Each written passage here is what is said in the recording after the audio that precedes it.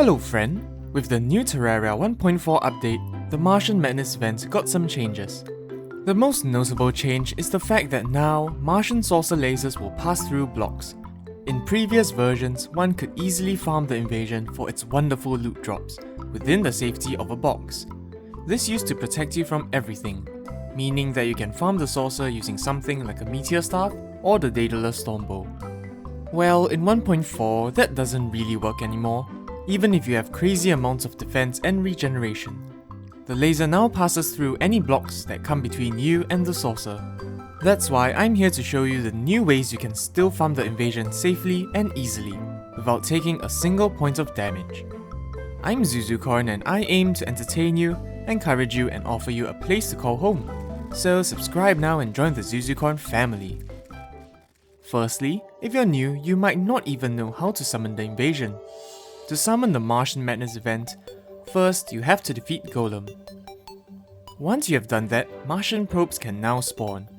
If you go near one, they will detect you and attempt to escape. Once they escape, the invasion will begin. If you're not ready for an invasion, make sure you defeat the probe before it leaves.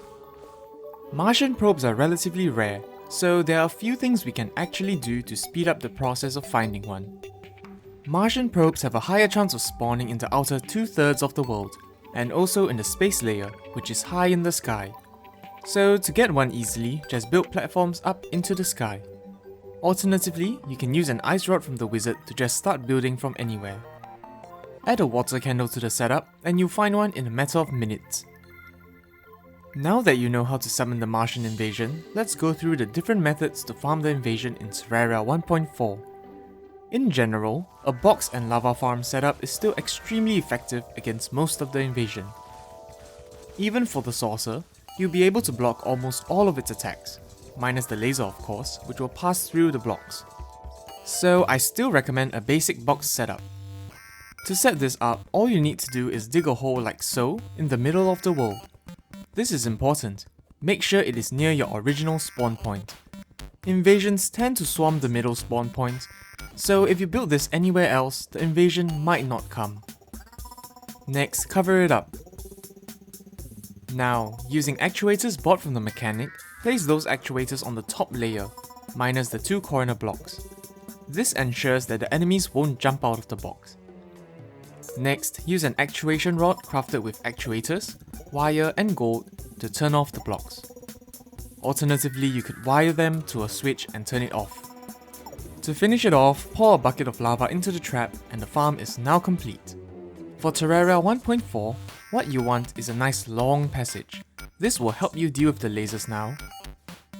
Wire a teleporter to the bottom chamber here, so that we have a way in and out. I also recommend placing player crafted walls, so that random enemies won't spawn in the tunnel, which would be really bad. I will now show you several methods to deal with the saucer.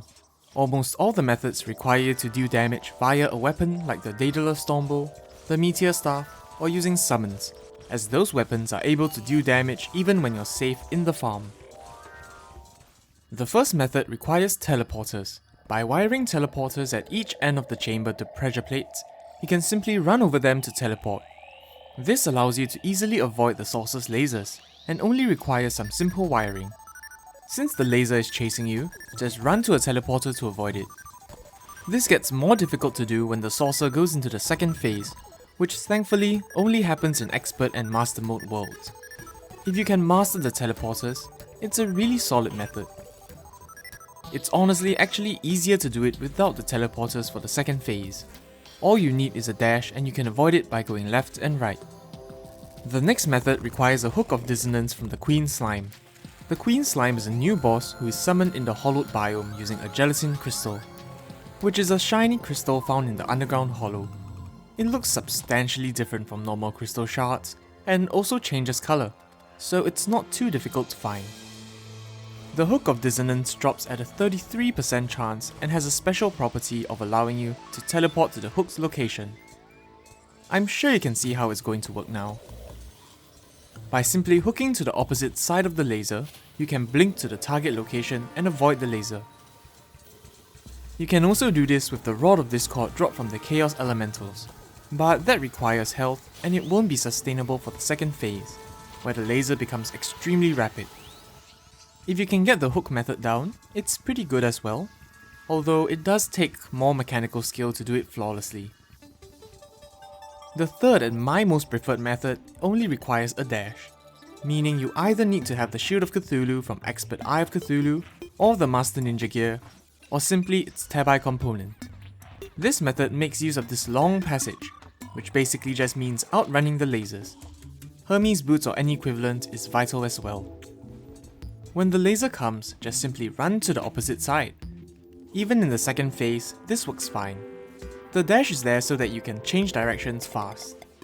When the laser comes, just simply run to the opposite side.